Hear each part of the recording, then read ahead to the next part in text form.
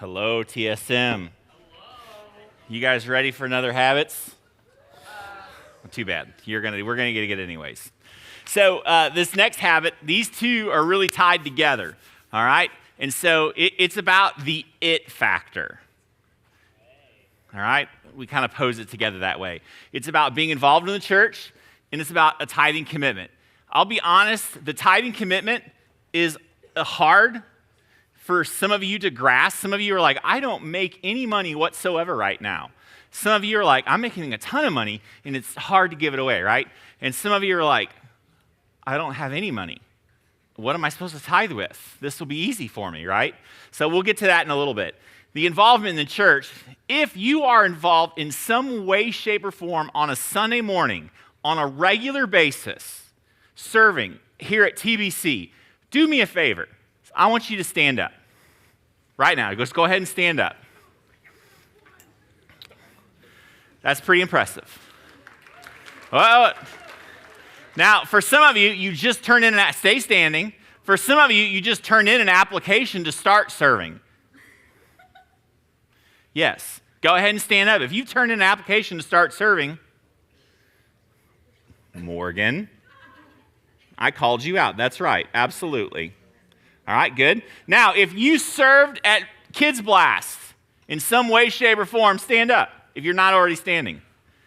Yep, absolutely. All right, so I want you to see half of you guys are serving in some way, shape, or form. All right, you guys can be seated.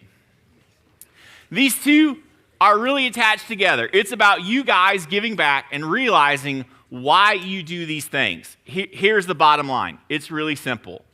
Guess what? It's not about you. Serving is not about you. It's about giving your time, talent, and treasure to someone or something else for a greater purpose.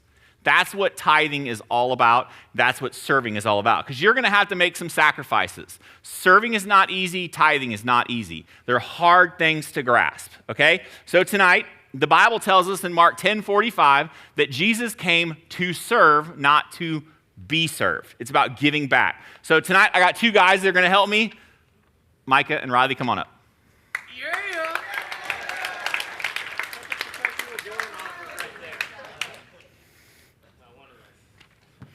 All right, so they're going to help me out in two different spots, all right?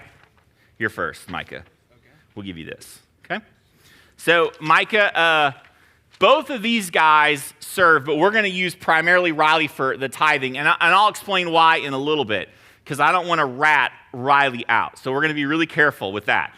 But we're going to use you for some serving too. Both of these guys I know serve a lot. Anytime we do something, Micah and Riley are two of the hardest workers. They're willing to volunteer.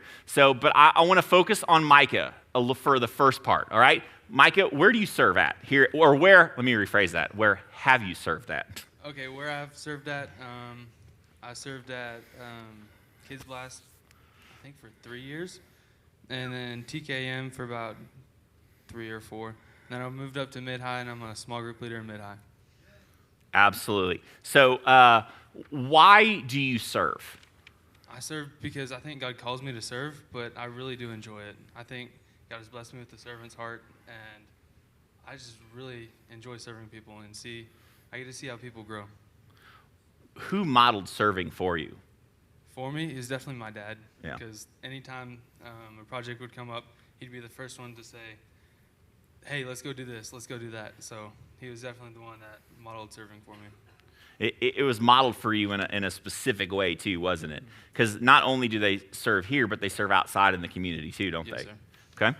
So what has been a biggest struggle with you serving? With me serving, I'd definitely say it's out of my comfort zone teaching people, like a whole group of people. But no pressure here, right? No pressure at all. But it's definitely a good thing to get out of your comfort zone. What has been, give me a win, something that impacted you that you thought, man, that makes it worth it? It's definitely seeing the kids grow, especially mid-high, because they're just getting to an age to where they're really trying to understand their faith. So it's just really cool to see them grow. Good. So how have you grown as a follower of Jesus by serving? I'd say definitely learning how to share my faith with a bunch of people, because especially with the mid-high, because they're a little bit older, I can share what I know about Christ to all those guys, and it's definitely helped me a lot in my faith. On a Sunday morning when you're walking around, do you see any of those mid-hires running around? Have they come up to you? Do they say anything to you? Like, how does that make you feel when that happens? It makes me feel pretty good, and especially at school, because I know, like, I don't know if HJ's in here, but Henry John, he just got moved up to the secondary building, and it's just really cool to see him in the halls and stuff, and I'll say hi, and it just warms my heart. Good. What has been a hard spot of serving? Have I asked you that? A struggle? What's been a struggle? Yeah, What's you been asked me hard? that. Okay. Was the struggle worth it? Oh, for sure, because the struggle made me grow, especially getting outside of my comfort zone. I'm like, it's helped me grow significantly, Okay. especially to be a leader. So if there's anyone out there that's on the fence about serving, what would you tell them? I'd say 100% pray about it and go for it, because there's nothing wrong that can happen. I mean, you're just learning every mistake you make, so just go for it. Good. Okay, so we've got a verse, all right? Here's what I want you to read. You ready? Yes, sir. Matthew 16:18. What does it say? Matthew 16:18, and I tell you, you are Peter, and on this rock I will build my church, and the gates of hell shall not prevail against it. So in this verse, Jesus says he's going to build his what? Church, right? And so the church has stood the test of time. It hasn't changed. It's still the church, and he says he's going to build it. And so, like, for thousands of years, his plan and his purpose has worked, and the church still exists today. Jesus is the one building it. The reason why the church exists is because people are a part of it, and people help run it. If it wasn't for Micah and Riley and you guys, Kids Blast wouldn't happen. Shannon, if she was here, she'd tell you that. It takes an army, and a lot of you guys are part of that army, right? And so Jesus says he's going to build his church, and nothing's going to hold it back, all right? Here's a blank for you. I want you to refuse to confuse attendance for spiritual growth. Let me say that again. Refuse to confuse attendance for spiritual growth. Just because you're sitting in a seat does not mean that Jesus is going to just osmosis your growth, right? It just doesn't work like that. See, I did go to high school, right? I know big words. That's not the way it works. Like, just because you're here doesn't mean that you're going to grow. We talked about that earlier. You have to, what you put into something is what you're going to get out of something. The time that Micah has put into something, he's gotten stuff out of it. And he's not doing it for selfish reasons. It's just the byproduct of serving others, okay? All right. Corporate worship's a big one, right? So these front rows on Sunday morning are full of students, aren't they? All right? So a couple of things. Let me see the microphone real quick. Okay? I'm going to pass it over to Riley. He didn't know this was coming. I know. You'll be okay. Because it's not staged that way. They know that's not staged if we wing some of this. Very true. Okay? So by sitting in church with a group of your friends, right? How does that change Sunday morning at 11 o'clock? I think it shows that the adults that the kids are ready to stand up and be for Jesus. And I think that's a big part of it. It shows that if we're willing to be down here in front worshiping, that they can do the same thing. It's good. Let me see that. How would you answer that question? You didn't know this was coming either, did you? No, I didn't. See, again, this is not rehearsed, see? I'd say it makes you feel like you're an actual group. It's not like you're separated, in that corner and that corner. You feel like you're an actual church family. Absolutely. So the important thing I want you guys to realize is you're not the church. How many of you have heard this statement? The youth are the church of the future. How many of you heard that? That's a baloney statement. You are the church right now too. You're just as much part of the church now as the future, right? You make a difference with my son when he's up there. I know he looks up to both of these guys, and Drew is one of the ones he looks up to. I want you guys to model Jesus for my son. It's not about later. It's about the difference you're making right now, okay? So, another verse, all right? This one is, who's this one for? Riley, I want you to read this one. Matthew 6:33. You're not ready yet, are you? But seek the kingdom of God and his righteousness, and all these things will be added to you. All right? So, as we move on to tithing, tithing is about putting God first. It's ultimately about trusting him, okay? That's what tithing is all about. So, I'm going to preface the conversation I'm going to have with Riley for this. So, number one, I am not watching who tithes. It's none of my business. What happened was I was sitting down and I was having dinner with Riley or something with a Taylor household. And his mom started telling me the story about she was monitoring the boys' bank accounts. That's as mom does. And she noticed, and we're not going to say the amount, okay? So don't say the amount. That there was a large amount of money that disappeared from the account, right? And she was ready to pounce on him. She's like, I got some ammunition, let's get him. So she looked at it, and then all of a sudden it said Trinity Bible Church. And she's like, that was his tithe. So Riley did not tell me that he tithed. He didn't tell any of the pastors here that he tithed. He didn't even tell his mom. He just did it willingly. And that's exactly the way the tithe is supposed to be, okay? So Riley, when you tithed, how did it make you feel? Honestly, it made me feel terrible seeing that amount of money leave my bank account. It was awful. That's good. But in the long end, it felt good because now I'll know I'm a part of something to help other Christians come together. So Riley is not bragging. I want you to know that he didn't do it. I asked him to come up here because this is a win, all right? And Riley did it the right way, all right? And so I asked him if he'd be willing to do this, and he said absolutely. And we told him that we're not going to talk about amount or anything like that. So was it easy? You kind of answered this. Was it easy or hard? it was not easy. So the bottom line is, why did you do it? Well, I just felt called to.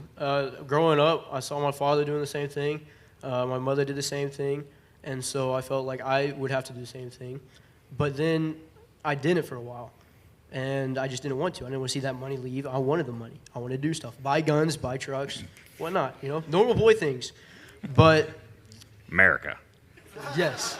But I just felt this calling to do it one night. And so I did 10%, which is what you're supposed to. Mm-hmm. But then I was like, that's not enough because I've had my entire life and I've never tithed before. So I went ahead and rounded it up to just an even number. Amount. Yeah. Good. So have you seen anything from this tithing? Has anything like popped out at you? Have you ran out of money? Like, oh no, I shouldn't have. I wish I had that extra to pay this bill or that bill. Or is God providing for you? I have not seen anything significant happen. Okay. That could come in the future. It might not come in the future, but that's not why I'm doing it either. So. Good. So tithing is about trust. All of us, the number one thing in our life, for a lot of us, is money. We're depending on that money for our future car, to go to Starbucks, for America things, guns, trucks, right? Yeah. But that's really close to our heart. And so God is saying, hey, if you trust me, and this is the one area he tells us to test him with. If you trust me, I want you to give it away. And here's the honest truth. God does not need your money. God is after your heart more than anything else. That's what he's after. He wants a cheerful giver. And over time, for Riley, it was hard, but if he keeps doing it consistently, it will change. All right? Do you have anything you want to say? Not really. Okay. All right. Tithing is a little more sensitive, so we want to be careful, right? All right. So here's the thing, and I'll close with this. These two are tied to you. It's about you and your heart and how you feel. So I'll close with this. This year, a group of you guys went on a snow trip, or a ski trip, not snow trip, all right? Ski trip, All right? If you're on that ski trip, raise your hand. Yeah, there's a few of you. All right? And so I remember the first night, Miss Megan called me. They got up to Colorado, and they said, it's snowing. We're supposed to get 4 feet of snow. Do we turn around? I'm like, well, this is going to cost us a small fortune. But no, stay. And so here's the cool thing, that while they were staying up there, and this is kind of, that goes along with tithing, it goes along with serving. The guys and the girls decided that we are going to shovel the hotel's parking lot.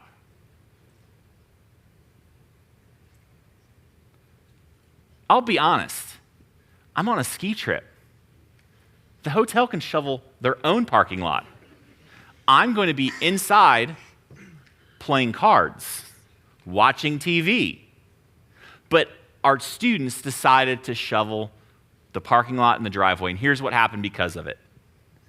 People saw what our students were doing and how they were serving it and doing it for Jesus, and that night, more and more people started coming into the worship times and the devotional times because they saw what Jesus was doing in our students' life, and they wanted to know a little bit more.